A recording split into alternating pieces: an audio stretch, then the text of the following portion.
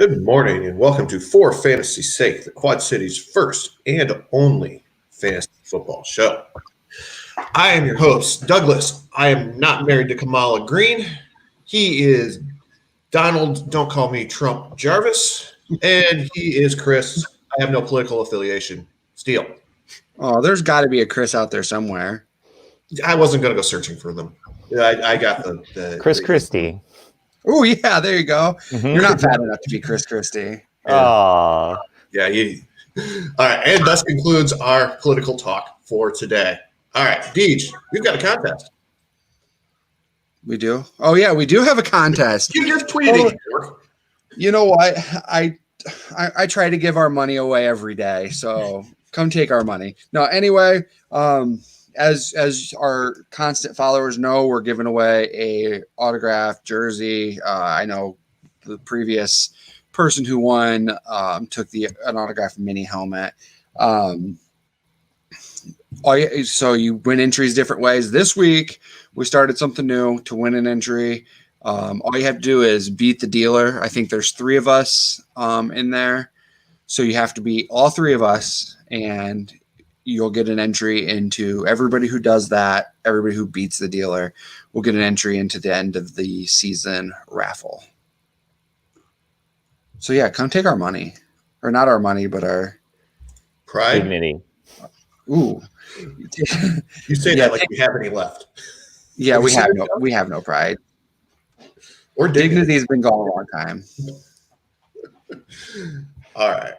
So with that housekeeping out of the way, normally we talk about all the people who go away for injuries in the Rona. We got people coming back this week. Lots and lots of people coming back. So let's start with the guys that we actually kind of expected at the start of the season to be here. So, Chris, your boy Michael Thomas, he's actually going to play this week. Hey, that's. I hope that's true. There's still time for him to back out. I took him out of my lineup because there's still a lot of time today that he can change his mind, or the Saints can change their mind. So I'm still not trusting it until I see it on the field. That's where I'm at with the whole Michael Thomas situation, because it feels like you get burned every week by being told he's about to play, he's not playing. So it's one of those things where I want to see him on the field and see what he looks like before I go all in. Yeah. I suppose that's fair. I am a little bit more optimistic. I'd say he's been gone long enough. Plug and play. You draft him to be a plug and play guy. Plug him in. Yeah. I think that I do understand. I would have a backup like Chris's mind is telling. So go find one of those bum backup wide receivers for the Saints that you might be able to just kind of throw in there. Or I'm sure the Jets have some slot receiver who's going to catch like 15 passes against the Patriots. So that's 15 points, even if he gets no yards. Math. So yeah, have insurance, but I think that this is finally the week that Michael Thomas gets into the Saints lineup. All right. So the next guy who's back from the dead is also one CMC. Deej, where do you have him ranked this week? I know we're going to do that in a little bit, but I want to preview. RB1. As he should be. Agreed. No trepidations. No Chris-like feelings about plugging him into the lineup. No, especially because of his matchup. So I think he could touch the ball maybe 15 times and still be RB1. I'm not saying I still expect the Chiefs to win that game pretty handily, but CMC is probably going to have his way with the Chiefs linebacker crew. That's a check down in 7 yards. That's 1.7 points. So, and if he's going to get carries, obviously, and he's going to probably find the end zone twice. So even I'm saying if he gets anywhere between 15 and 20 touches, he's for sure the RB1 this week. I don't like that kind of thinking. I've seen a lot of people already do that, so I understand it, DJ. But I think that the idea that he just comes back in and he immediately is running back one, especially after what we saw from Dalvin Cook last week, is kind of short-sighted. I understand the matchup's very good for him, but at a certain point, if they're getting their doors blown off them by the Chiefs, you got to think about him long-term, and you're not going to put the same usage right back on him that he was used to coming off of that injury. So I think you want to get him a fair amount of touches. You're still going to see Mike Davis in this game. It's going to be more gentle than Christian McCaffrey as we know him, because we haven't seen him come off of an injury yet. Right. This is the one thing that through Christian McCaffrey's career, it was just waiting to see what that first injury was going to do to him. And he was able to avoid that for a long time. Now we're going to have to find out how he reacts. If he can be the same guy, maybe there'll be a little bit more give up in there, a little more trying to protect himself than in years past, because now he does have something that he needs to worry about. The only thing I keep in mind with that is he was ready to go and waiting to get off the IR 10 days ago. And so I think that, that's 10 days healthier than that day. And so I just really kind of think that he has a shot to do a lot of things, even on limited touches. Because I do agree that they'll limit his touches, but I just think that he'll be able to produce without it, or on those touches. Well, even when teams are taking guys off of IR, like if you look at Tampa Bay with Leonard Fournette, when he got taken off of IR, he didn't actually play for a couple weeks. So just being off of IR is a good start. I don't think that McCaffrey is going to get sidelined or redshirted for any period of time. I think you're right that he's going to be full go. But at a certain point, you have to think that they're going to try and be careful with him because he's the franchise at this point. Facts. Big facts. Big facts. Excellent transition, as always, by me. All right. So let's talk our two semi-surprises. So we've been talking for a while that Antonio Brown will be back. He's evidently alive. He will be active today. We talked a little bit about it last week, but we've seen it now. I think I saw this morning. I don't know. I was semi-awake that Chris Godwin's going to play this week. Did I see that, or am I? Yeah, he's most likely active. He has that fractured finger still. Well, not fractured finger still, but he had that surgery on the finger. But they kind of expect him to play, and it's not like Tom Brady's out there zipping the ball in there anyway. So, what are your expectations for Antonio Brown coming in as the wide receiver 3 primary target 4? Yeah, I think you're going to see a lot like what you saw when he debuted with New England. He's not going to play a ton of snaps, but Brady's probably going to look his way in that inside the 25. So I think he's got a chance to get into the end zone, but you're kind of banking on that because it's not going to be a 5-catch 120-yard touchdown game. I think you're kind of, if you're throwing him in your lineup this week, you're kind of baking that he's going to catch a couple balls and get in the end zone. So you're looking at a 9 to 13 point PPR range. Yeah, I think that sounds about right. You have the I'm saying that ceiling is 9 to 13. I'm not saying his floor is 9 points. I'm saying that's where his ceiling kind of plays at. Yeah, it makes sense. I think that they will try to get him a couple touches in the red zone just because you need to feed his ego. And maybe to a certain degree, you need to do that intentionally to make him think I am back and I'm the same player I always was. So there might be an emphasis on getting him the ball a little bit today. But at the same time, Arians' mind doesn't work like that. Arians' mind is very old school, and he doesn't play to anybody's egos, and he doesn't try to play nice with anybody. I think that's what people really like about Arians. I remember back to week 1 when Brady's on this new team, and Arians basically just comes out and says he wasn't ready to play. And that's as straightforward as you're going to get from a coach. That's probably something that's never happened in Brady's career because Belichick we're on to Cincinnati and things like that. So to have this straight shooter out there just kind of throwing things around the way that Arians does, I think that you could see an emphasis on Antonio Brown getting the ball in select situations, but I don't know that they're going to feed his ego in any certain way. So what are the situations you would expect him to go there?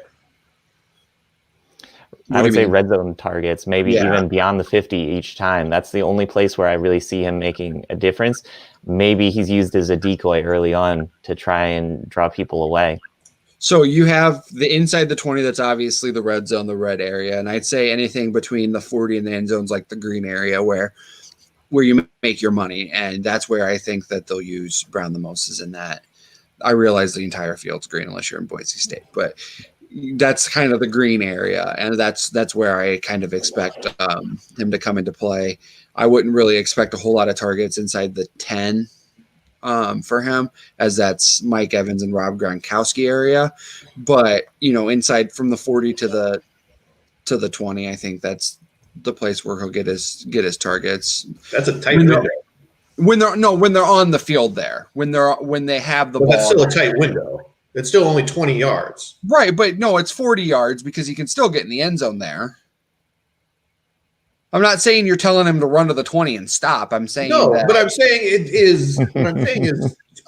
you can skip right over that. Is I can have 1st and 10 on my own on my opponent's 45, get a 35-yard pickup, and all of a sudden it's 1st and 10 or 1st and goal at the 10, and now he doesn't play at all that series. Well, he'll play, but I don't expect him to be targeted by Brady in that area.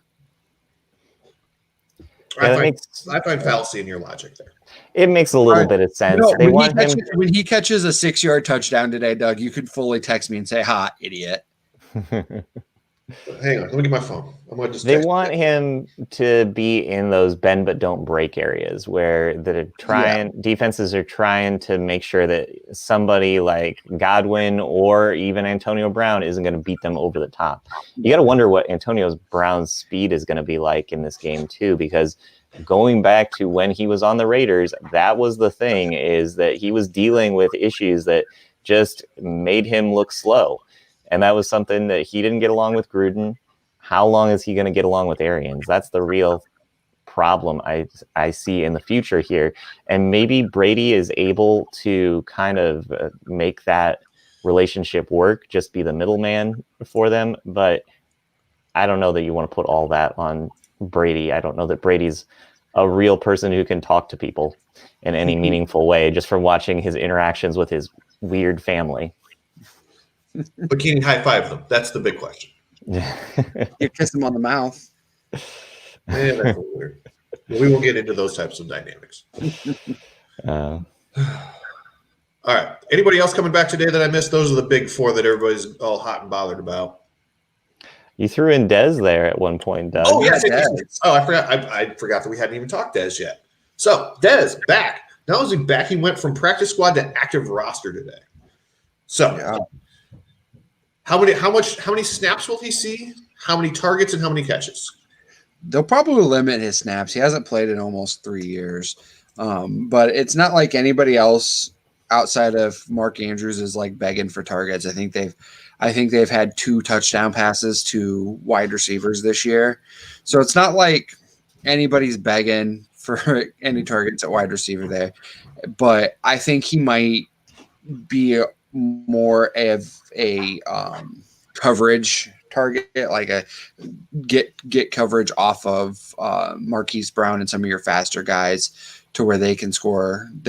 And I think that he's going to be a big target in the red zone for Lamar, because Mark Andrews has started off really hot and then has just kind of dipped down.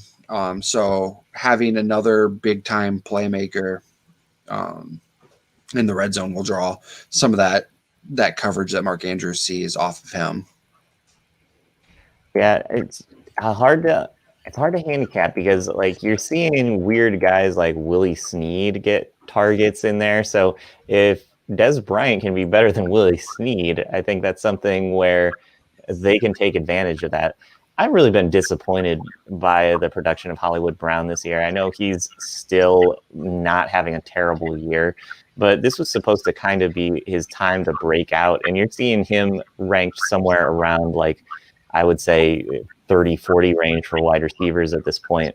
And that's kind of disappointing because you thought he was going to kind of become the Tyreek Hill of this offense. And we haven't seen him be able to do that. He hasn't put up any consistent numbers at all. I think part of that is receivers for the Ravens and the faster guys kind of depend on you not being in the red area. And they've run the ball a lot more efficiently with J.K. Dobbins and Gus Edwards than they did with Mark Ingram. So they're running the ball a lot more, and they don't have it where it kind of shortens the field to where Marquise Brown, who's not as crisp of a route runner, has some time to work. All right. Yeah. So that will take us to the end of this segment. We'll take a quick word from our sponsors, and then we will, on the other side, talk how you're going to replace all of those people who are now magically gone out in San Francisco and maybe some other folks. So let's get to it. Sunday is still the best day at Kavanaugh's Hilltop Bar and Grill. While your favorite jamokes aren't on the deck talking fantasy football, they are still one of the best places in the Quad Cities for your football viewing pleasure. Their back deck is ready for late season football, and the sides are up, and the heat is on to protect you from Mother Nature, even though we don't need it this weekend, where you can enjoy the Bears, Packers, and any of your favorite out-of-market teams on their 10-foot screen. If outside isn't your thing, you can head into the remodeled inside bar area, well, kind of, and watch NFL Sunday Ticket on their numerous screens and play their adult video games. I hear they have the loosest slots in the Quad Cities when the government hasn't shut them down. Oh no! You can still gambling's still legal. You can still go inside and play. You just can't eat or drink. That's weird, but okay, sure, why not? All right, so you can do that at Kavanaugh's Hilltop Bar and Grill, 1228 30th Street in Rock Island, the non-bubble home of For Fantasy's Sake. We are no longer a PG show, but we are still saying frick at For Fantasy's Sake. Frick's Tap, that is. If the Davenport side is more your style for your football watching pleasure, head to Frick's Tap, 1402 West 3rd Street, where they have 20 beers on tap. Beer isn't your scene? That's okay. They have $3 you call it during all of the Sunday football games. Frick's has the NFL Sunday Ticket on all of their 13 TV screens, so don't fret if your team is playing on the West Coast this week. So for Frick's sake, stop into Frick's Tap today. All right, so San Francisco fell off the face of the earth last week. You can say that. There's no Jimmy G. There's no Greg Kittle. Greg Kittle. There's no Debo. There's no Brandon Ayuk caught the Rona. They had another guy who had COVID, I think, as well. Kendrick Bourne. Kendrick Bourne, yes, the Bourne suspect. He was patient 0, I believe.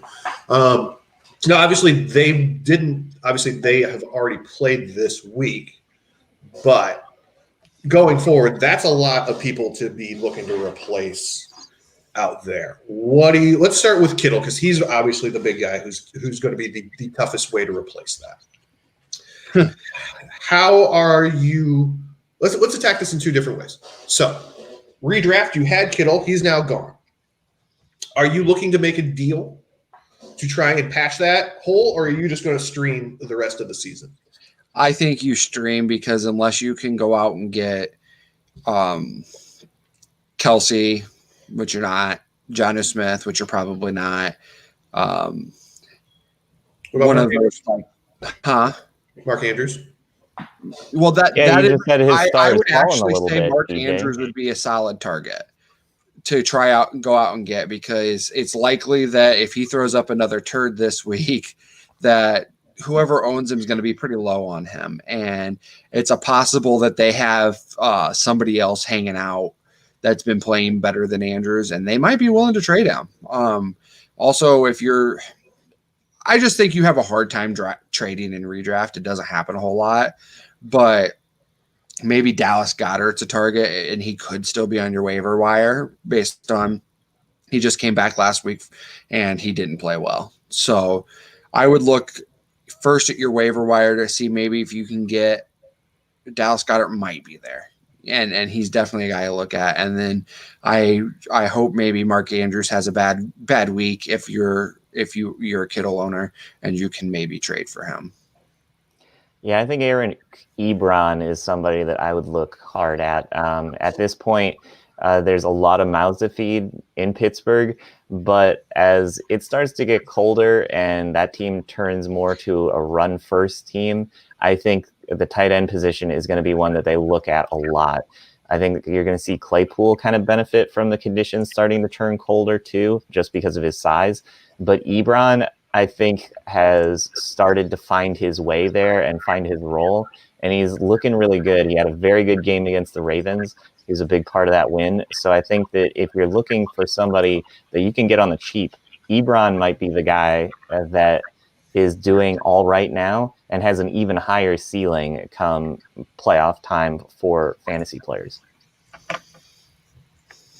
I could see that. Yeah. And Ebron's a guy you might be able to find on the waiver wire as well. So I would, if you can't get, so we'll say Andrews, Goddard, Ebron, solid trade targets, pickup targets. Otherwise, I would kind of look at matchups because you can get a random guy who's a top 10 tight end here and there. Will Disley is actually an interesting pickup because Greg Olson's been kind of gimpy, and he could end up finding his way into fantasy lineups. Fun fact. Dad runner Greg Olson. Fun fact. Greg Olson, third highest targets on Seattle behind Lockett and DK. Interesting. Yeah, but like DJ was kind of saying, health for Greg Olson is the thing that has kind of kept his career from being one that is gone from good to great. And just especially in the back half of his career, he's always had something going on, and you're just wondering if he's retired or semi-retired, and then he comes back and he plays great for a couple weeks, and then he's right back to the injured list. And that's not his fault. I mean, taking all the blows that a tight end has to take is really going to get you. It's going to take its toll late in your career, and that's what we're seeing is a great tight end who's a terrific pass catcher, and right now you're just hoping to get a shade of what he used to be instead of the full guy that he used to be. And if you want to try and capture that, you want to take a roll of the dice on that it feels short-sighted a little bit. You want another Greg Olson interesting fact? Of course. Sure. He played with DK Metcalf's dad on the Bears. So, and after he retires, he's going to play church league flag football, so he can play with the Father, the Son, and the Holy Spirit. Wow. And with that, we're going to mute DJ's mic. Boy, that was bad. All right. So, Jimmy G's a little bit more down the pipe. You could probably feel good about just turning him loose and doing a waiver wire pickup on that. I think your season was in trouble if Jimmy G was the guy you were looking at anyway. So, I mean, he got me a solid 6.67 points last week as a bye week fill-in, so that was real nice. Well, I mean, he died in the first quarter. That's not really. So Doug, not talking about Jimmy G because nobody wants to talk about Jimmy G. Chris, do you want to talk about Jimmy G? I think we're going to see his numbers dramatically fall off because teams are trying to take him away right now because that's the only real weapon outside of Allen Robinson. Oh, Chris, Jimmy Garoppolo. We don't care about Jimmy Graham. Mute Chris now. We're muting that's Chris. You did it on purpose. I'm muting you. You're muted. Hey, Doug, as somebody, I know you patchworked this week, as somebody who owns Debo and Ayuk on the same team, what were you kind of doing to replace them this week? Luckily, I have enough wide receiver depth. I had made a trade for Lockett earlier. So I felt good about that. And I had a couple. Who am I starting this week? That is an excellent question. One I am not prepared to answer. I know, that's why I asked it. I know. I felt good about rolling the dice on Christian Kirk this week. I do have Chris Godwin in there, but I may have to make an audible if that goes sideways on me tonight. Well, that's a Sunday night game, so you'd have to have a a New Orleans, a New England, or a New York guy. So you'd have to have a new guy to put in there for Chris Godwin. I could have a Tampa guy in there. I could find an Adam Humphries running around on the waiver wire. Well, Adam Humphries plays for the Titans, so Humphries type now. Whoever. Whatever. I'll find somebody. Good on Cliff Kingsbury, though, for remembering that Christian Kirk was on the roster and getting him some targets, because I thought that was somebody who could have potentially stepped up a little bit this year with the extra attention going out to Hopkins and Fitzgerald. And then he has been a cipher all year. You can't find him on the field. In the last couple of weeks, Christian Kirk has actually started to get some touches, and you see the explosiveness. It's something I've wanted to see more of him the last few years, and I've been surprised that we haven't. Yeah, agreed. I just want to give, before we go to commercial again, another plug to our DraftKings contest. We are, how many entrants we got? It doesn't matter how many we got. How many spots we got left? We got 8. Well, that's what I was wondering. We got 8 spots left, and we don't get to play if we don't fill it. So tell your friends, make another account, do whatever you got to do. Fill that stuff. Yes. Sign up an account in your grandma's name, and yeah, it's free. You don't even have to do nothing. It's free. Yes. No, you literally this is a no lose situation. Yeah, you got everything to win. Well, just a raffle entry, but it's free. It's free. But think about it, you can have bragging rights. Well, what's the price of it, DJ? How much do I have to spend to get into this contest? Eyeball? I don't know that I can give up an eye. I thought that was DJ's IQ. I think he was saying Nate tried to give up an eye. It didn't work for him. Oh, man, DJ. That's an eye for an eye right there, and that's frowned upon. I don't know if I want to play this game anymore. Okay. Well, there's so much more room to have fun, DJ. You're ruining it right now. You know Apple's newest product, the eyeball? I digress. All right. So let me go to commercial and get us out of this crazy mess that we're in. Then on the other side of this, we got to do something. We got something new and something fun. We're going to make fun of DJ. Well, I mean, we always make fun of him anyway. But we got a new reason to make fun of him. So we're going to do that on the other side of this break.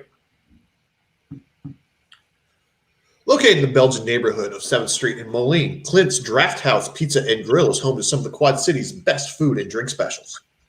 On Sundays, there's no better place to be. Clint's is serving up 75-cent wings and $4 Bloody Marys all day. And your favorite team playing in those out-of-market games? You'll never miss a second of the action on one of their 10 screens with NFL Sunday Ticket. And after you've had your wing and bloody fix, finish your football watching experience with one of their famous Quad City-style pizzas. And folks, they know pizza. They've been spinning QC-style pies for the last 22 years. So make Clint's part of your Sunday football routine. Clint's Drafthouse Pizza and Grill, 7th Street in Moline. Who doesn't need a solid handcuff on their fantasy squad? Grab a bite to eat at Clint's Drafthouse while watching the noon games, and then head on over across the Moline Rock Island border to the corner tap for some libations during the 3 o'clock games.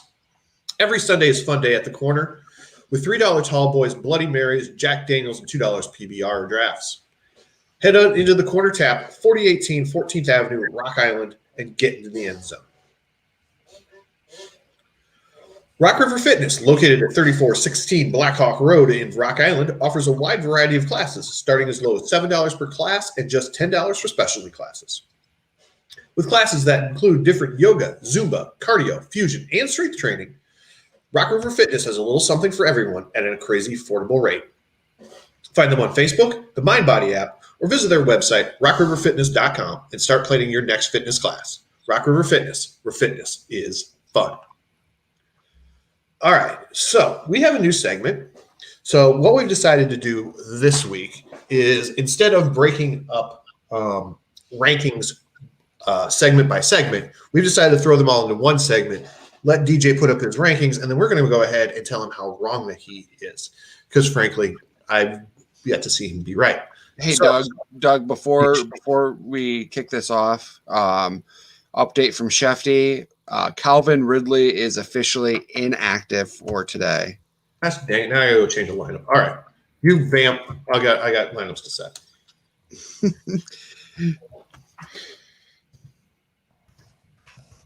No, I'm not kidding.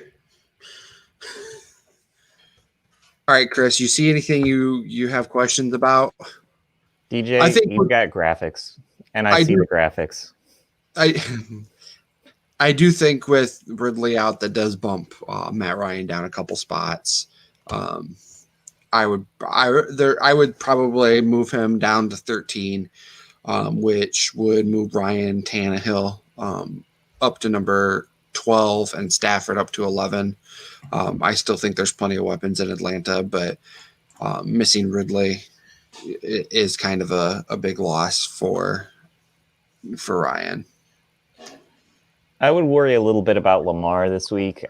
Looking at the game last week, the pressure that Pittsburgh was able to generate with Watt was really strong, and that caused a lot of problems for Lamar very early in that game that led to turnovers and set Pittsburgh up in really advantageous positions. DeForest Buckner is playing great this year. I really like what they have in that front seven in Indianapolis. Yeah, it's crazy. I think that's a situation where you could get hurt by Lamar in this game, and they might be able to have somebody actually spy him and keep him in check a little bit. I think Dobbins, though, might have a pretty good game. I really like the way that he's running the ball right now. Who is that? J.K. Dobbins. Okay, yeah.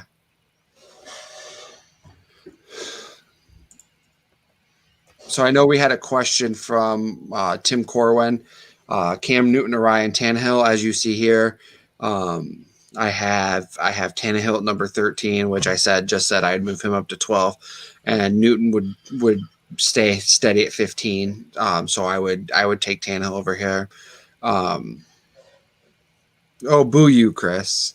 I just have to contradict DJ, even not seeing like the chart beforehand. I just knew that it was going to be something that DJ said that was wrong. So, and then to answer Edwin Brooks's question, I like Lamar Jackson over Matt Ryan, but I could see, I see your criticism there of Lamar Jackson because the defense in Indianapolis has been really good this year.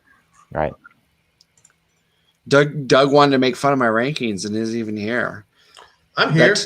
I'm doing important things like updating the correct pricing for the Rock River fitness folks before they call and yell at us because we don't have the prices right.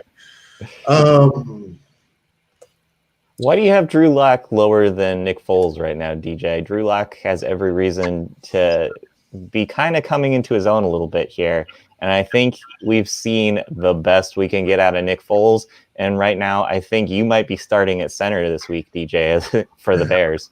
I think it's a lot closer than 18 to 19 looks. I think when you get to I think from Bridgewater to Cousins, it's super close. And you're doing this out of desperation. I think Doug is starting Drew Lock in a league to stream him.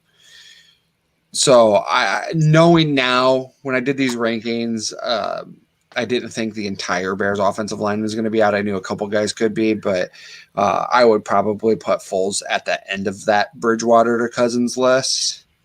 But I don't think anybody's really starting Foles outside of a 2-quarterback league. So where are you at on Drew Brees right now? Because looking at last week, that's a shell of the guy that he used to be. He used to be a quick decision maker. The ball got out fast. He can't really even do that as much anymore. I know he's always looking short, but if he's looking short and he's having trouble getting the ball out, that's problematic. That's just genetics, Chris. Get it? Looking short. Anyway, yeah, he didn't. I hadn't seen a ton of New Orleans games, but Tampa Bay's similar to Chicago in the way they play defense. They're looking to get to the quarterback. They're looking to play fast, and so Breeze could have a tough week. But the probability of getting Michael Thomas back really kind of helps him, and Jared Cook will be healthy again this week. So I think that it'll be a little bit better for Breeze, but he's going to have a tough time against Tampa Bay for sure. And I think that you'll see that at some point this year, he'll bounce back and have one of those typical Drew Brees games where he throws 4 touchdowns, but that ain't going to come this week. Why is Ryan Tannehill so low? It feels like he's had a pretty good season. Last week was a bit of a clunker. Is that a part of it? And he's playing the Bears, whose defense, they're, like you said in the comment, the Bears defense has, their corners have been really good. So it would be I'd be worried about him, starting him. But again, I have him he would be moved up to number 12, moving Matt Ryan down. So I would be willing to start him, obviously, over these guys and over Stafford, or over Ryan, I mean. But Tannehill's got to find Jonnu Smith a little bit more. And Corey Davis has really emerged. So I think that even though the Bears' corners have been really good, you could see him kind of expose the linebackers and get the ball a lot to Jonnu Smith and Adam Humphries. I give you a lot of crap about Corey Davis coming into this year, and then he went on the COVID list. Since he's come off the COVID list, he's played great, and he looks like the guy everybody anticipated him being early on in his career. And so I am buying in on him as of the last couple of weeks because I just really like what I've seen from him. I think that he does have that big play potential, especially now that people are trying to move that double coverage over towards Brown. AJ Brown deserves to be double covered at this point because he is so dynamic and he is a game changer on every play. The other thing that I took away looking at the list, you're kind of fading Tua a little bit here. Is that intentional, or is you just need to see more from him? I need to see more. I'm not blaming him completely for last year or last week because the game script didn't really call for him to throw the ball a whole lot because their defense and their special teams was able to score. The one thing that did kind of worry me is I think he was like 50% completions. I think he was like 11 for 22. And that's something that kind of worries me going forward. If he's not accurate. And again, that's not a game I watched. I just kind of saw highlights. So I'm not knowing if it was inaccurate. I don't know if maybe the pass rush got to him. Because they were playing the Rams, but I'd like to see a little bit more. And obviously Arizona, without Chandler Jones, their pass rush isn't as good as it was in the past. So I'd like to see what he can do against Arizona this week. And obviously he'll be missing a big weapon in Myles Gaskin. So we'll just kind of see. Who's number 24, DJ? Jake Luton, he's making, I think that I'm not positive that's how you pronounce it, but his mom's not calling me to yell at me. So he's making his career debut. He was, I think, a 7th round draft pick out of Oregon State. So I have him ahead of some guys, but he's on the list. He is on the list. So if you're real desperate, and all 23 guys ahead of that are taken in a 1 quarterback league, make it happen. All right. Nobody cares about quarterbacks in 1 quarterback leagues. Let's move on. All right. So here's my top 12 running backs. I had Chris Carson in there, I think, at number 8 and had to make changes because I thought maybe he would play. Zeke's out this week, isn't he? Zeke is questionable. And that's why you see him at number 9, because I think that he could see, even if he plays against a very good Pittsburgh team, he could see some limited touches. They have some capable backups. So I would be really curious to see what kind of pitch count he's on. How do you trust Zeke at this point? Because he's put up one more time. How do you trust Zeke at this point? Because he's had a couple games in a row where he just doesn't look right. He's playing with shitbag quarterbacks who I think are going to check down the ball. And an offensive line that is all kinds of beat up. Yeah. What was that, Doug? I said, ouch. Mm-hmm. I think he didn't even make DiNucci didn't even make your list, DJ. DiNucci's not starting. It's going to be Garrett Gilbert. What's eating Garrett Gilbert? Remember? I don't know who either of these people are. I don't care. All right. Who's on the next 12? Oh, I wanted to talk about Todd Gurley, but okay. He scores a lot of touchdowns. We know this. All right, we actually have 11 because I didn't feel like messing with the slides. So yeah, Jermichael Hasty was on there. Yeah, that didn't work. Yeah, it did not work. I'm just letting you know, as an owner of Jermichael Hasty, didn't work.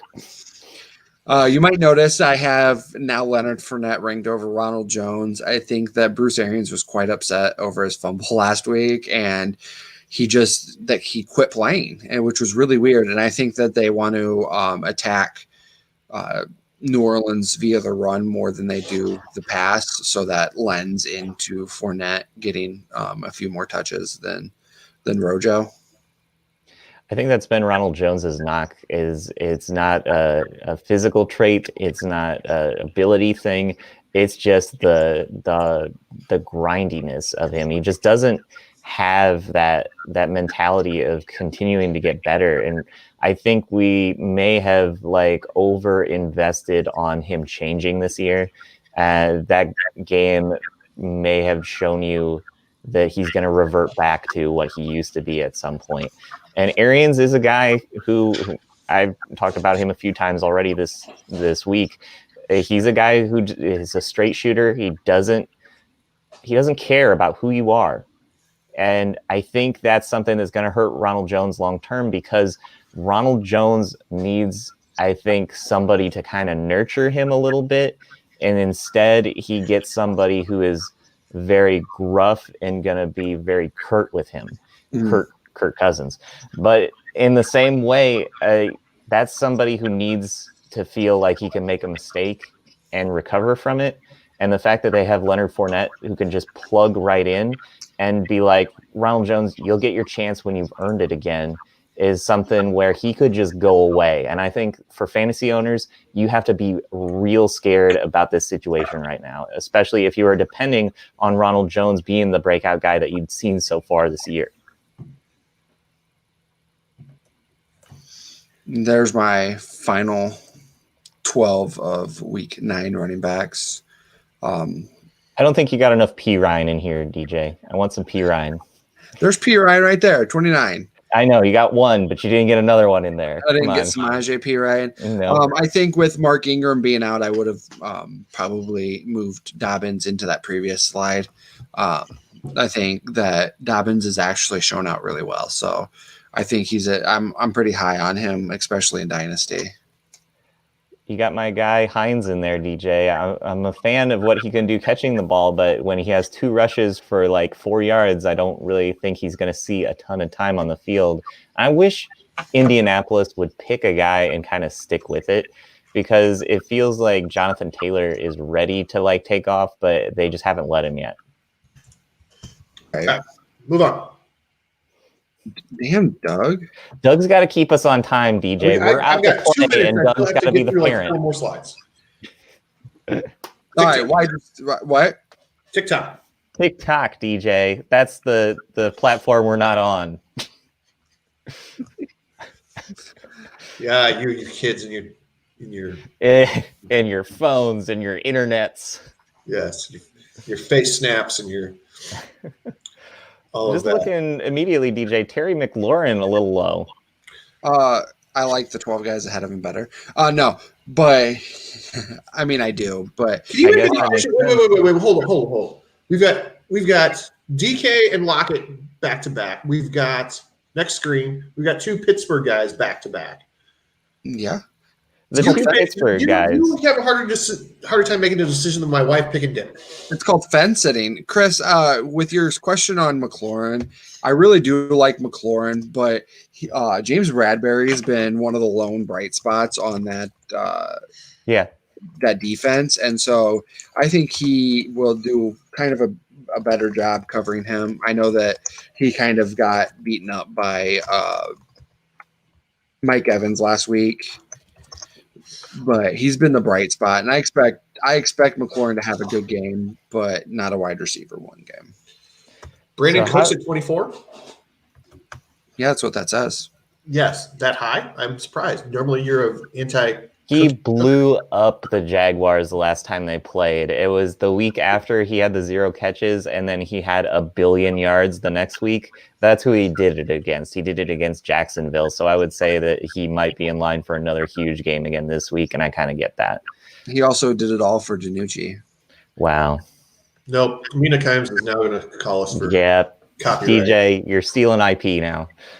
How do you kind of justify the 2 or even 3 Pittsburgh guys that you have on here going against a team that's not great, and they could get ahead big and just start running the ball here? Do you think that their chances are going to be diminished by just who they're playing? I think it kind of could look like last week's I'm going to say it, damn it. Last week's Chiefs-Jets game where the Chiefs had 3 guys with almost 100 yards and scores. And so I think that maybe Big Ben could throw maybe 4 touchdowns in the first half before they kind of let off the gas. And so all of them could potentially perform. But, I mean, they are wide receiver 2. These guys are wide receiver 2s this week, and then Claypool a 3/flex guy. I think the Pittsburgh Steelers wide receivers have kind of found themselves in the Toy Story area where you are looking at them and they do nothing. And then behind your back, they're running around and they're doing all kinds of insane things when you're not paying attention to them. So the moment that you close the door and Andy's not coming, they're out to play. But when you want them to do something for you, then you're in trouble because you look back a couple of weeks ago, Claypool put up a next to a nothing. And you see Juju put up a next to a nothing every other week. And it's a weird feeling and place to be at, especially when they have Deontay Johnson, who could also be a breakout guy. And he's had his ups and downs, and even Ebron being put into the mix now. It feels like there's no way that all of them perform to the level, but it's hard to pick one over the rest. Okay, we're going to cut it there because we need to go to commercial. We will do tight ends on the other side of this. That's what she said. And then we'll maybe talk Packers and maybe talk Bears. We'll see how sideways we get with this. All right, where are my commercial sheets? Here we go. Durham Remodeling has been serving the Quad Cities since 1973. With nearly 50 years of excellence on their track record, you'll see why it's so easy to trust their experts when it comes to all your home improvement projects. Durham Remodeling's work is 100% guaranteed, so you can rest assured that you're getting the best service around. Call 309-786-6715 for all your roofing, siding, flooring, windows, and painting needs. That's Durham Remodeling, 309-786-6715. Hate mowing? We know Deej does. Need your lawn or business landscaped? Need your grass aerated or fertilized before the ground freezes? Need anything else yard related? Yard Barbers LLC is your hookup, and they aren't just good for your summertime yard blues. They work all year long, and you can get signed up for winter services for that annoying to-do snow removal. Find Yard Barbers on Facebook at Yard Barbers LLC, send them an email at yardbarbersqc@gmail.com, or shoot them a text at 309-235-1595. DJ does. Have to get that in one last time. All right. Hey, look, I'm inactive. Yay. Okay. So let's talk tight ends. See what we've got going on here. Gronk at 4 feels like a stretch. Does it though? 5 feels like a stretch. Doug here to tear apart my tight end rankings. I don't like any of it. This is really nice to me because he's been not paying attention, and then all of a sudden he pays attention and he hates my rankings. Okay, hang on, back up. Let me back up a second. Are these just DJ rankings, or are these DJ, Bonnie, and Michael rankings? These are just DJ rankings. Okay, so go to our website, forfantasysakeqc.com. Look at the rankings on there because we have 2 competent people. No, Michael and Bonnie have not been doing rankings. So we don't have anybody. We don't have any. We don't have anybody competent doing these. We don't have anybody competent doing rankings. So, oh, Lord. Yeah, I will tell you that the Saints have given up 5 top 12 tight end games in 6 weeks or 8 weeks. So 5 of the 8 weeks they've given up a tight end 1 game. And so Gronk at 4 is very good. Okay, but you got Gronk at 4. You've got Evans, Godwin, AB. There's not enough footballs to go around. And you had like Fournette and Rojo like back to back, like you always do. Okay. The math isn't working out here. Huh? The math doesn't work. Gronk catches the Unless ball they in put the up a red. 50 burger, which they're not doing. How do you know? If they put up a 50 burger, you can text me and say, "Hi, idiot." All right, I'll do that right now. Okay. DJ banking on somebody scoring 50 points. That's a stretch. You're a stretch, Chris. I'm not banking on anything. I'm Stretch Doug. Armstrong, DJ. Doug put the words in my mouth. I'm just saying there are fallacies here. Okay, you're a fallacy. Gronk feels like the epitome of boomer bust because you're going to either have him score or have a decent game or you're going to get nothing from him. And I just don't feel like you can trust that to have him be that high. I think the other guys, especially the way Hawkinson's been playing this year, he's more of a solid, trustable choice. He may not be getting in the end zone as consistently as like Gronkowski, but if you're looking for somebody who might be on the rise, Hawkinson is definitely there. He hasn't been doing jack squat for me. So. And there's your boy Jimmy Graham, Chris. Oh, Jimmy Garoppolo's on this list? Yep. And the second 24. Chris, you know whose name we haven't seen on this list? Who's that? Randy Moss. His list doesn't go all the way down to 84. That's the real problem here. Oh, yes. Hawkinson, though, he's had 43 targets so far this year, 29 catches, 4 touchdowns. So he's been really efficient with his targets. They're looking for him in the red zone more. I think they definitely want to use him more. The problem is going to be just trying to figure out that quarterback situation.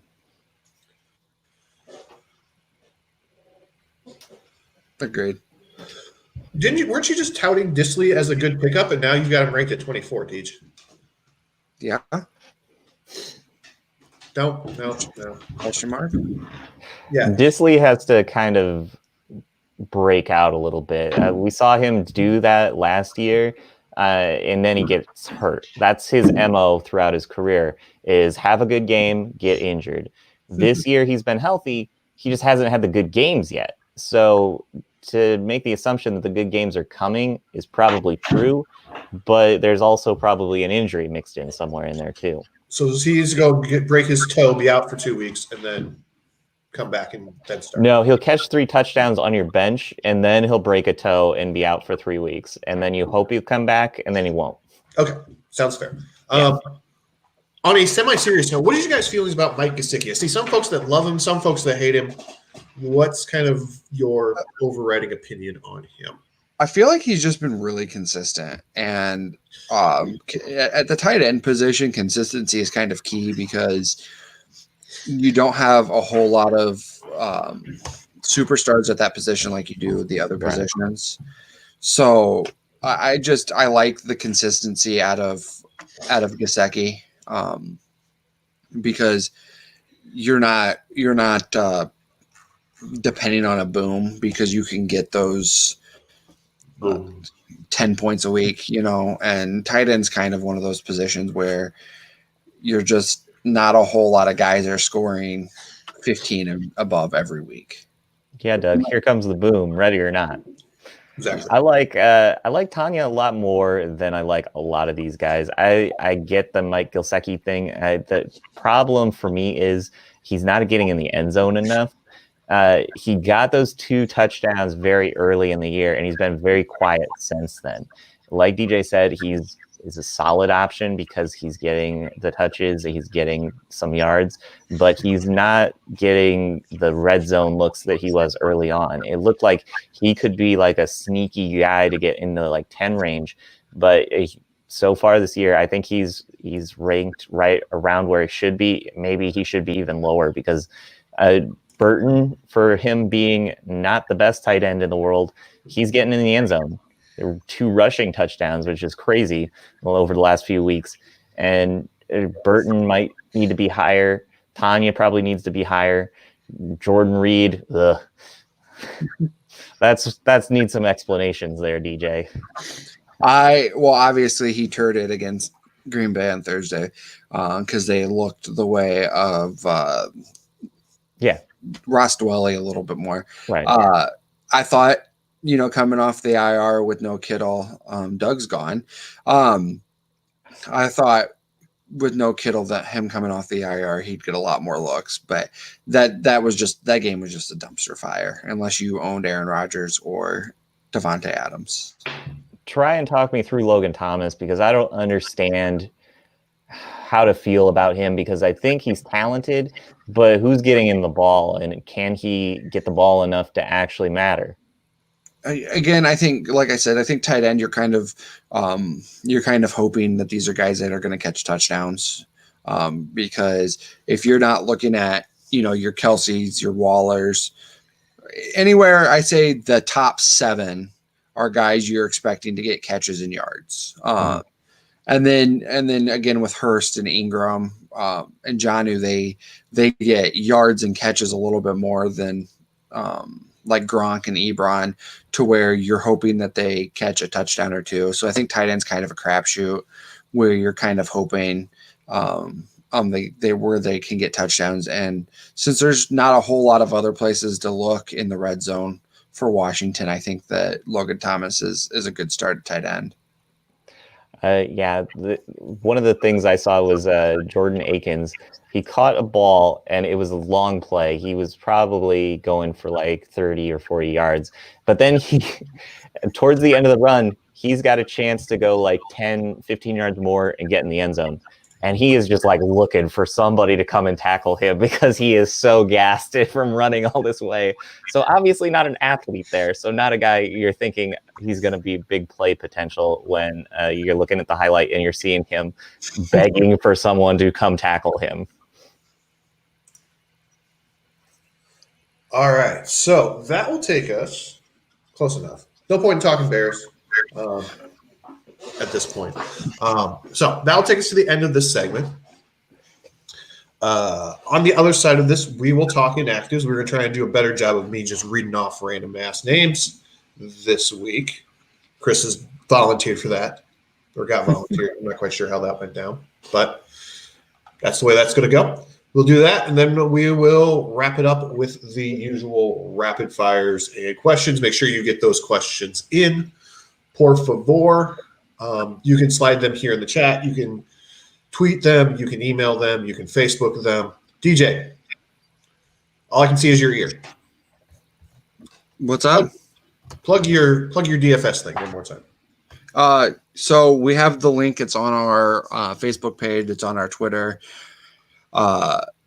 We have 18 people joined, so we have 7 spots left. Again, if we don't fill, I'm trying to figure out a way that I can just make 7 more entries so we can get this filled. But if we don't get it filled, unfortunately, we don't get to play. So please jump in so we can play DFS this week. Links on our Facebook. It's on our Twitter. Why don't you put the link in here, Deej? Well, because I don't think that people can click on the link. Make a scrolly scroll. But people can't click on it. DJ's all about the clicks. DJ only cares about the clicks. Okay. We'll let DJ figure out how to run a keyboard while we go to commercial. Football season is, well, it's not just underway. It's about halfway done. If you spend Sundays watching football anywhere but Van's Pizza Pub and Grill, you've been doing it wrong. Van's Pizza Pub and Grill, 3333 North Harrison Street in Davenport, is the best place to catch all your favorite games, and there's still time to make it part of your Sunday routine. Start your meal off with their famous McGuire's Original Nachos or Bready Nuggets.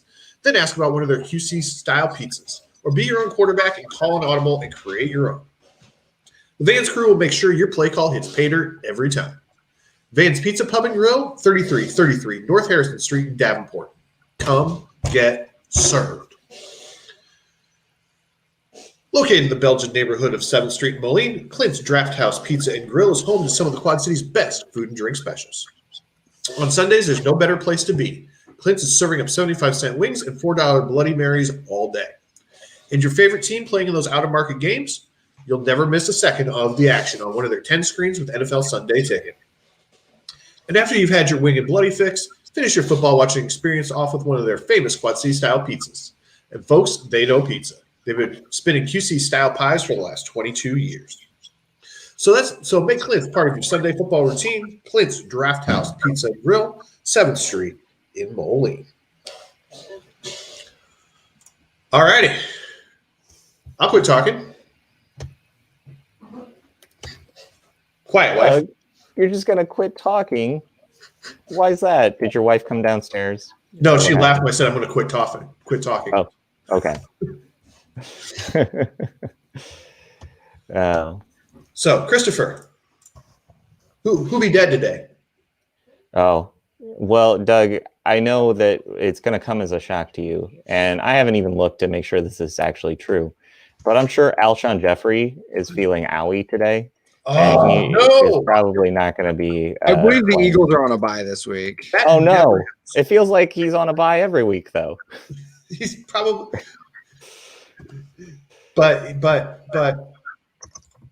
But he's probably can't do the dishes because he's got a hangnail or something. Hey, that's the excuse that I use. He can't steal my playbook, Doug. That's not cool. Oh, sorry, my bad. The thing that stood out to me immediately is looking at that matchup between the Broncos and the Falcons. AJ Bouye and Bryce Callahan are both out this week. So that could mean that even though Calvin Ridley is going to be out as well, that could be where you see some value there. A lot of the names are guys that we've already talked about today. You're looking at Calvin Ridley, Ito Smith for the Falcons, and then on the Ravens, Mark Ingram. The Bears are missing Mitchell Trubisky, so they put the clipboard in his hands, and he can't hold on to that either. And then the Broncos with AJ Bouye and Bryce Callahan, like I said. Kenny Galladay, it's something we kind of knew about early in the week. T.Y. Hilton still down.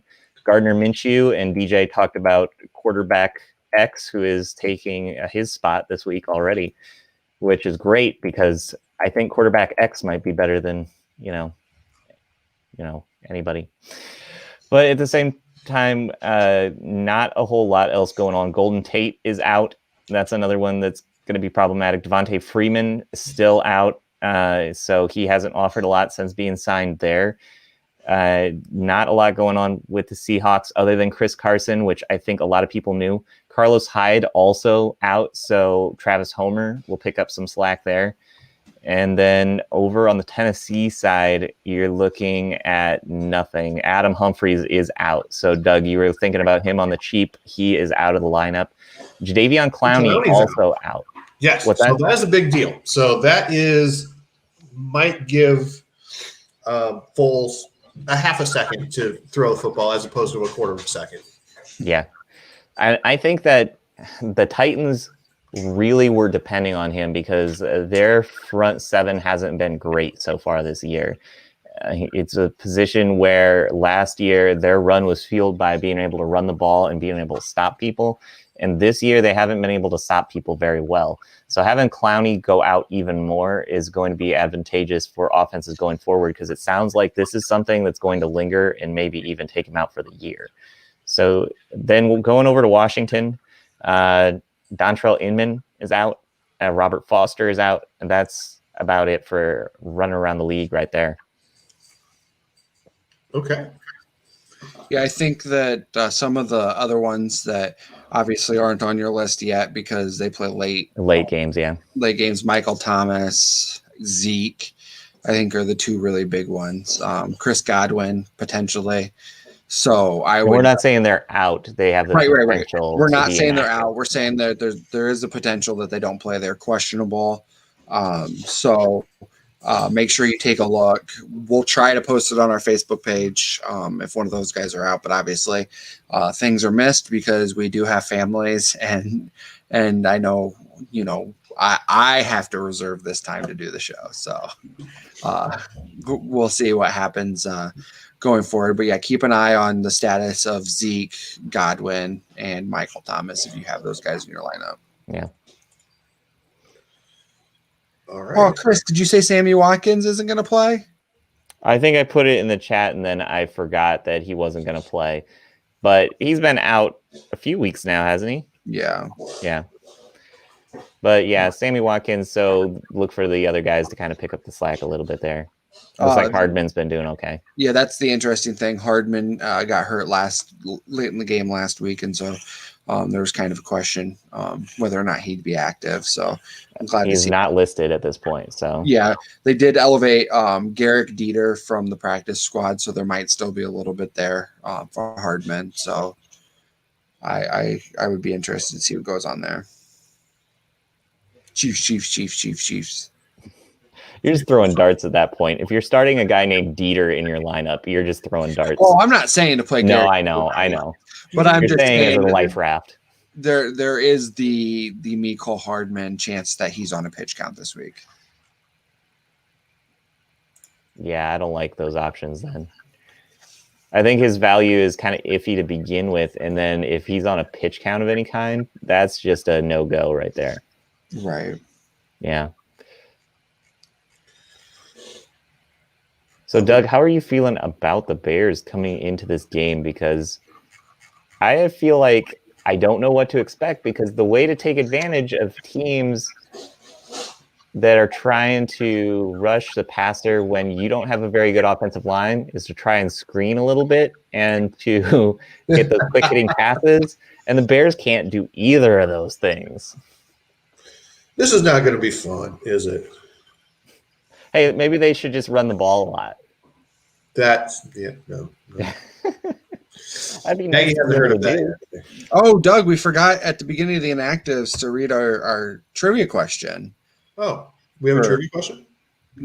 Yeah, I put it on the chat sheet. Don't you read the chat sheet, Chris? All right, so there's three. I got it, or you got it. You got it. Go ahead. Fine. What three teams haven't allowed a top 12 wide receiver game this season? I repeat, which three teams, 1, 2, 3, haven't allowed a top 12 wide receiver game this season?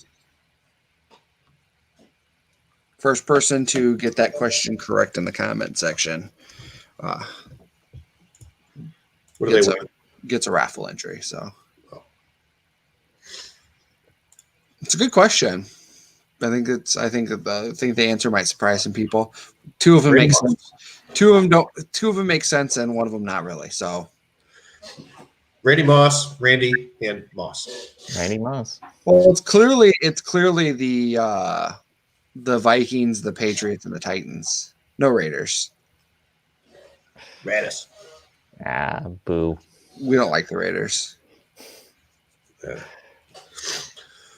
All right, so we got a little time left. Want to talk some Bears? We can talk some Bears. Bears, bad. Yeah, I have zero idea of what to expect this year this season remaining. Even this week. I mean, the rest of the year, I have no idea what to expect. How can they recover from this many injuries on the offensive line when there isn't a single thing that they do very well?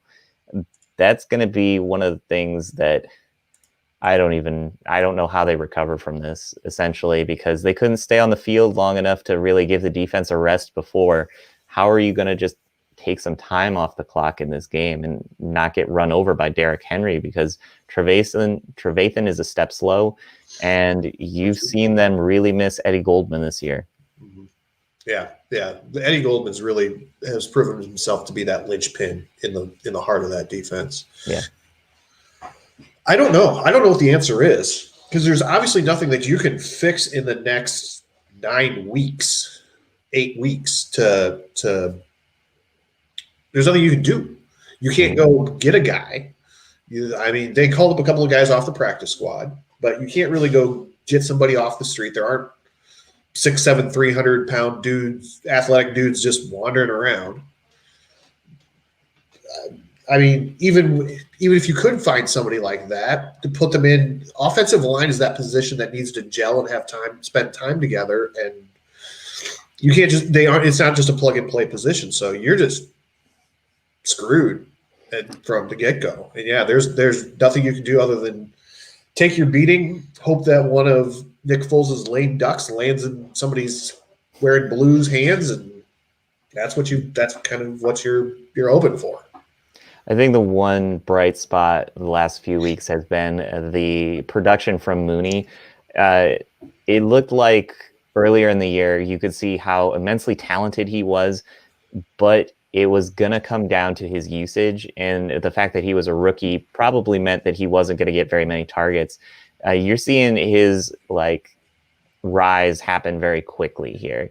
And I think it is because not only is he incredibly fast, but from what I'm hearing, he's incredibly smart too. So he's good at what he does, and he also has the mind to go along with it, which means he could be a real diamond in the rough for anybody looking for a fantasy keeper who might be on the waiver wire right now. You may have waited a little too long, because I think other people are starting to see it now. He's starting to be more of a featured guy, because when it comes to the Bears offense, what else are broadcasts going to talk about at this point? Everybody knows about Foles. Everybody knows about Trubisky. Everybody doesn't know what their future is going to be. And they don't have anybody else who's a breakout star at this point other than Robinson. And Robinson, you don't know what his long-term viability is going to be on the Bears. So Mooney is the guy that people are going to feature going forward, and they're going to get talked about on every broadcast. Do not underestimate broadcast's ability to keep repeating the same tired narrative over and over and over. See, Kurt, I wanted to jump in. You did say something about stopping Derrick Henry. The Bears are one of 5 teams who have only allowed one top 12 running back game this year. So they've done decently stopping the run. So I'd be interested to see what Henry does in a second matchup against a really good defense. Yeah. I think that Trevathan is the handicap for him, though. I think that's what's really going to put him over the top, is they're going to be able to find a way to take advantage of him. Roquan, we're seeing him start to become the star that the Bears drafted. And it's one of the few Ryan Pace draft picks that actually panned out. Roquan is becoming the guy everybody thought he could be, and that is a tackling machine who gets the ball really fast. But you need more than one of those guys right now. And the problem is, if you can block up Roquan, Danny Trevathan probably just can't get there. Yeah. Agreed. And the Bears don't have a safety who can come downhill and absolutely smash anybody. That's not what Eddie Jackson does well. Eddie Jackson is a ball hawk. That's what he does. And that's why last year that safety combination didn't really work, even though it was probably one of the better safety combinations in the leagues with Clint Dix and Eddie Jackson back there. But both of them are they're both cover safeties. Nobody came downhill to smash anybody or knock anybody out. And if you're looking even at an improved unit like the Cardinals, Budda Baker has that ability to just crush people at the line of scrimmage and also play the ball better this year. Great. Doug, I got love in for Budda Baker, and you're not celebrating right now. Woo! Sorry, I was doing something else. I know. Woo! Woo! Yay, yay. Booty, Buddha, Buddha, Buddha, Buddha, Buddha. Buddha, Buddha, Buddha, Buddha, rocking everywhere. Exactly. All right. So that'll take us to the end of this segment. On the other side of this, we will handle all of your questions. We will do our standard rapid fire. And then we will tie this up in a bow. All right. So. A Dwayne bow? No. It's Boyo. Bonos.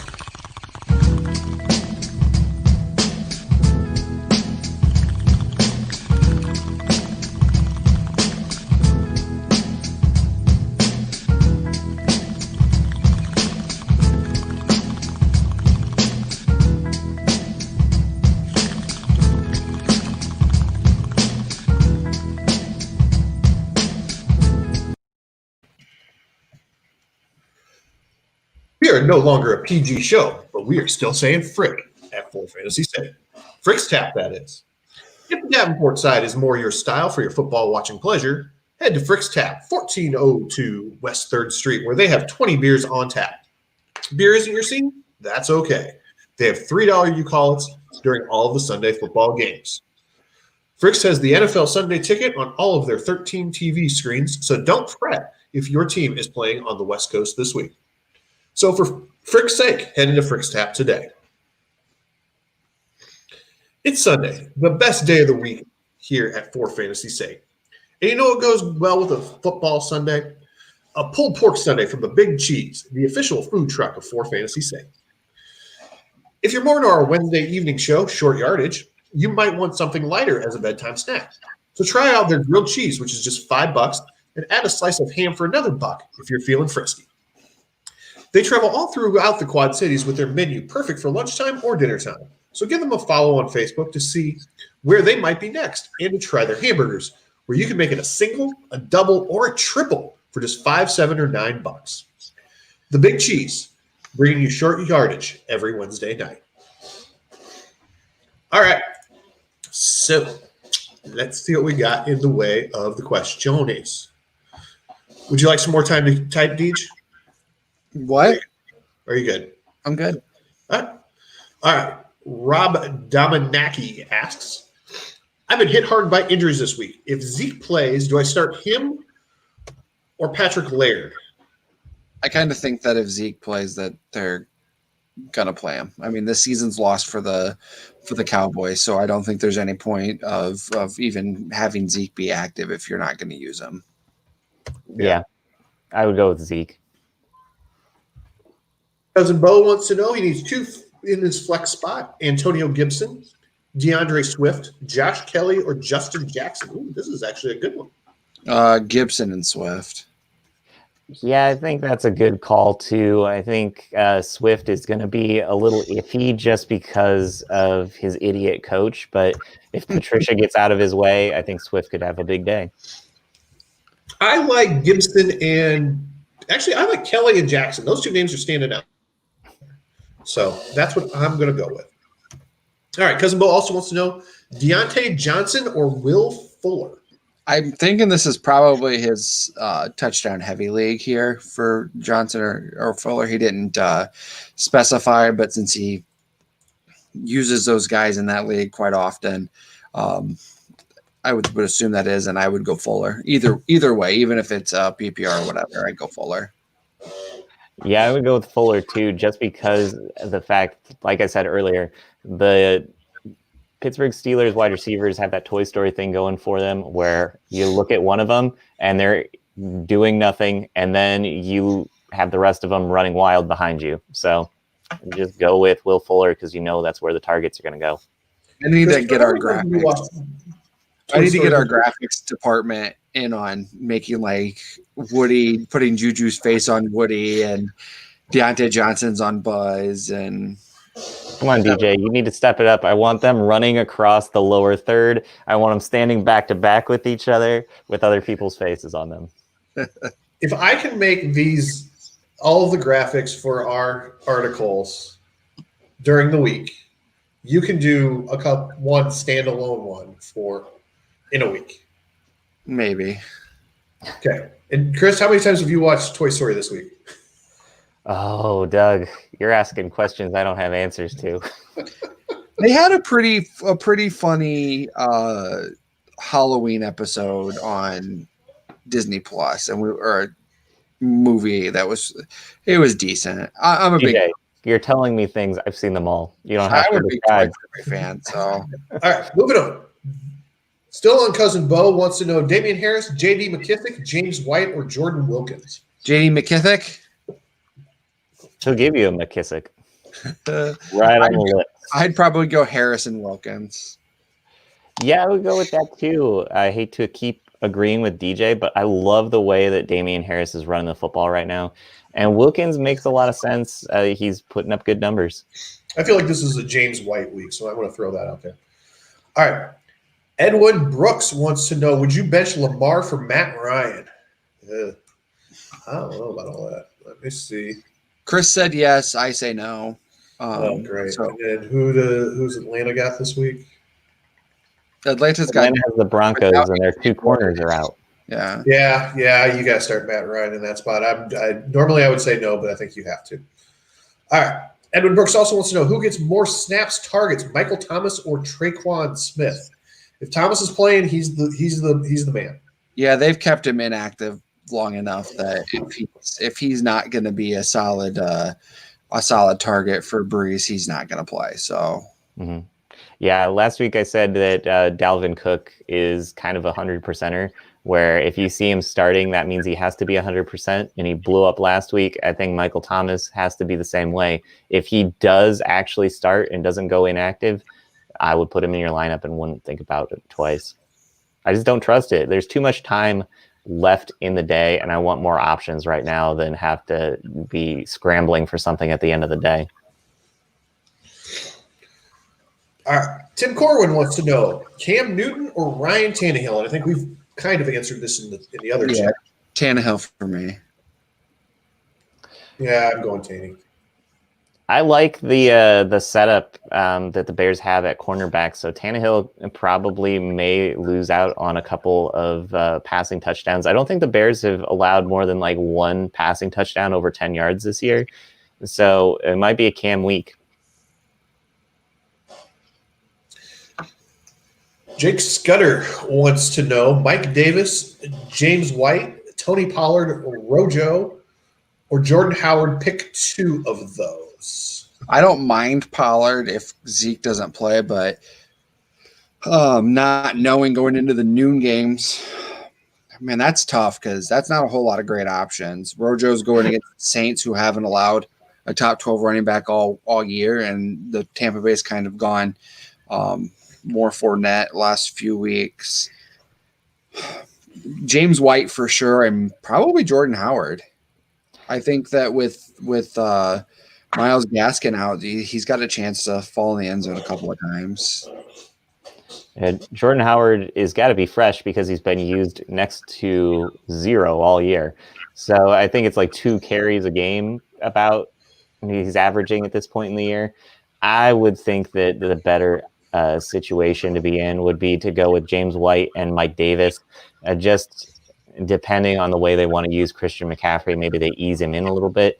You're getting more touches from Davis there. Like DJ said, Ronald Jones may have lost the faith of the team at this point, so there's a lot to worry about there. And the injury situation with Zeke, it's going to depend on whether or not Pollard actually matters. All right. Jake also wants to know, Amari Cooper, Christian Kirk, Darnell Mooney, or Keelan Cole? Mooney.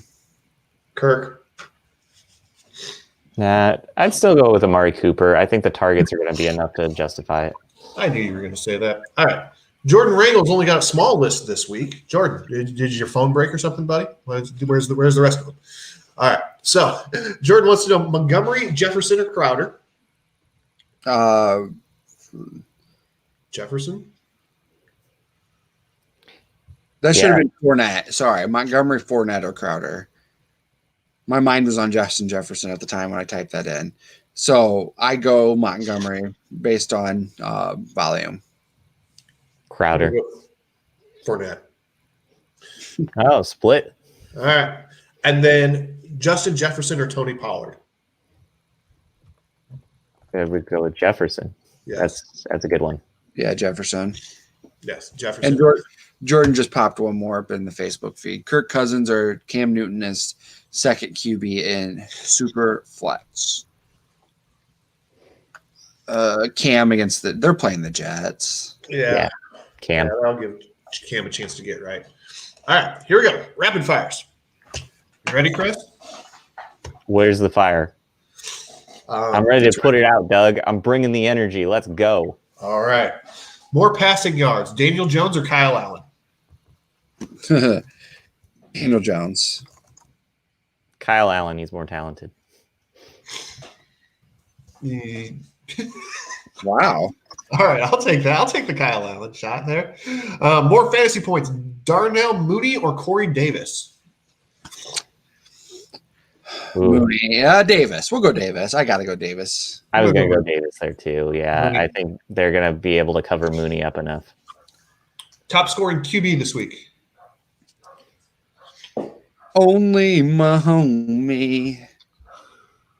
Oh, breaking news. Put it in the scroll. DJ said that Patrick Mahomes is good at football. This is groundbreaking right here. Nobody saw it coming. Nobody has ever thought that before. Patrick Mahomes, good at football. DJ just broke it right here. Everybody should know, and I don't care. Deshaun Watson. Damn it, that's who I was going to say. Gotcha, Doug. I hate you. There it is. DJ made it happen. It's happening. It's all happening. You know what? Screw it. Matt Ryan. Denver's terrible. All right, Dalvin Cook, over under 23 points this week.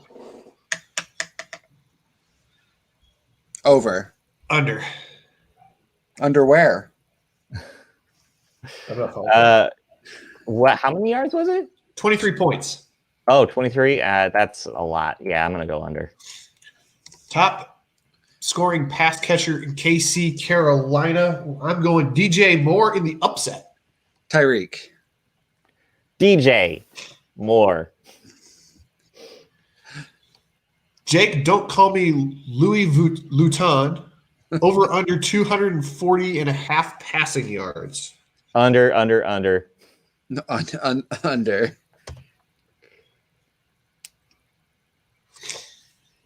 Yeah, definitely under. More rushing yards, J.K. Dobbins or Jonathan Taylor? Taylor. Dobbins. Top scoring pass catcher in Seattle, Buffalo.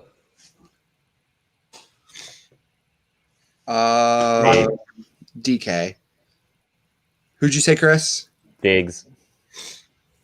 All right. That covers everybody. Top scoring running back today.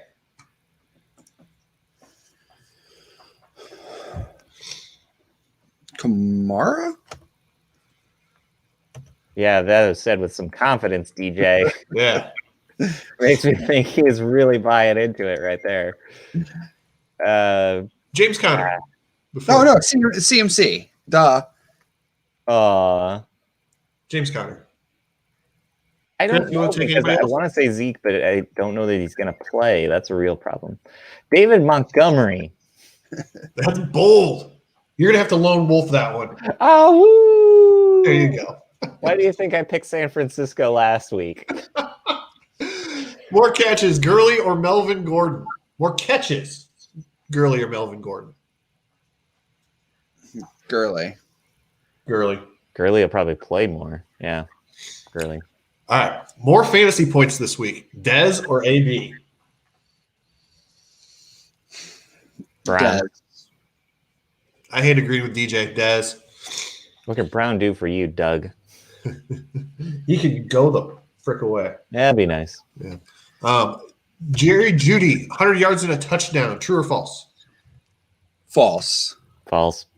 Let's go true. Josh Jacobs, over and under 65 and a half rushing yards question. Over. DJ using the voice to text here. I would say it's over. Over. Top scoring tight end. Go ahead and say it, Deej. Oh, I don't ever do that. Let's go Mark Andrews.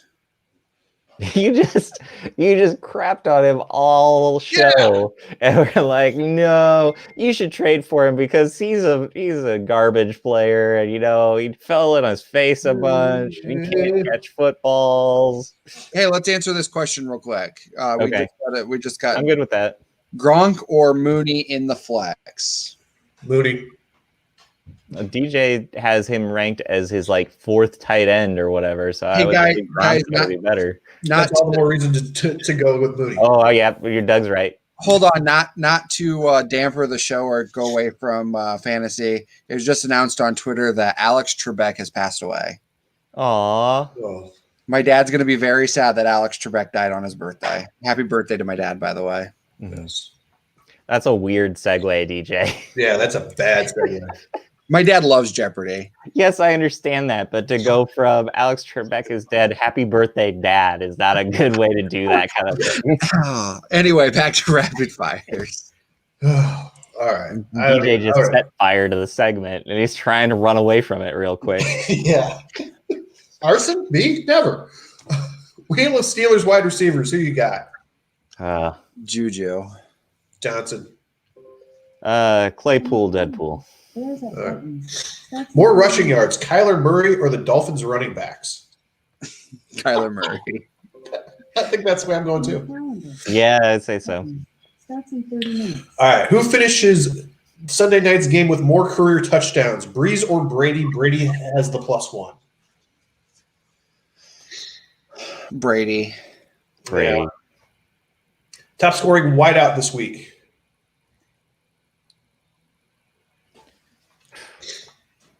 Keenan Allen, because we never say his name, and he's doing silly things this year. Hopkins. I still hate him. I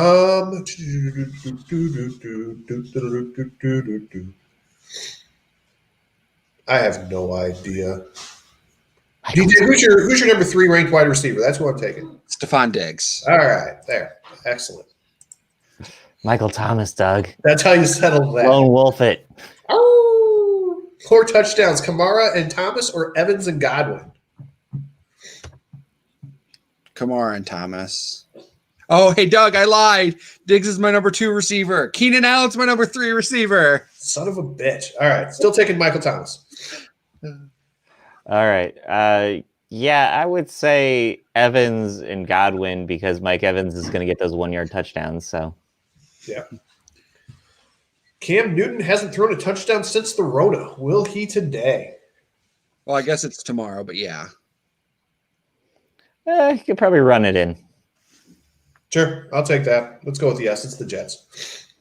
And the most important question on the list, because I'm going to need clarification here. How many episodes of The Mandalorian have you watched? Now, Wow. I have seen all 10 episodes, but I've seen several episodes multiple times. Oh, by the way, I just want to report that I texted my dad that Trebek passed away, and he said that sucks, especially today. So, yes, my dad is sad that Alex Trebek passed on his birthday. DJ, you're just trying to get out from underneath the weight of your terrible segue, and you can't do it. Subway. You should have sent that to him in the form of a question too. That's the worst part, DJ, is you ruined this already. You could have been just what famous game show host just passed away on your birthday? This famous game show host passed on your birthday, and then he would have said, "Who is Alex Trebek?" Yeah, you're right. I screwed up. You did. I'm a letdown. Yeah, we know. All right, Chris, how many episodes of The Mandalorian have you seen?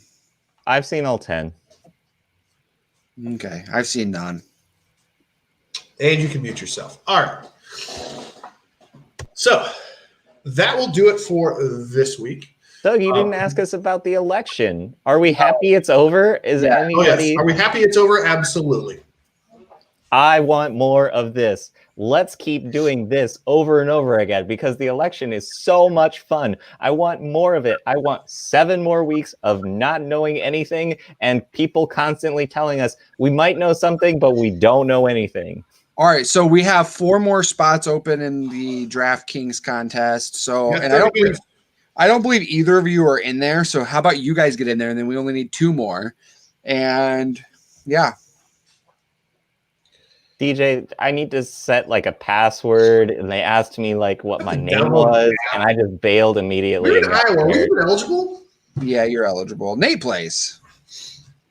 I'm sure Nate cheats to show that he's like got an Illinois IP address so that he can play. All right, I'll see what I can do. Doug, there's only 2 spots left, and we got to work harder. All right, so tune in to Wednesday Short Yardage while Doug's looking at his phone and his Allen Robinson shirt. Chris, are you wearing a Bear shirt too? Yeah, I'm wearing the rarely seen Chicago Bears NFC Championship shirt that then they went to a Super Bowl and they didn't win. All right, so for our 2 viewers, keepsake. For our 2 viewers who stuck in for 1 hour and 34 minutes and 47 seconds, we thank you, and we'll see you on Wednesday. Enjoy football today, guys. See you.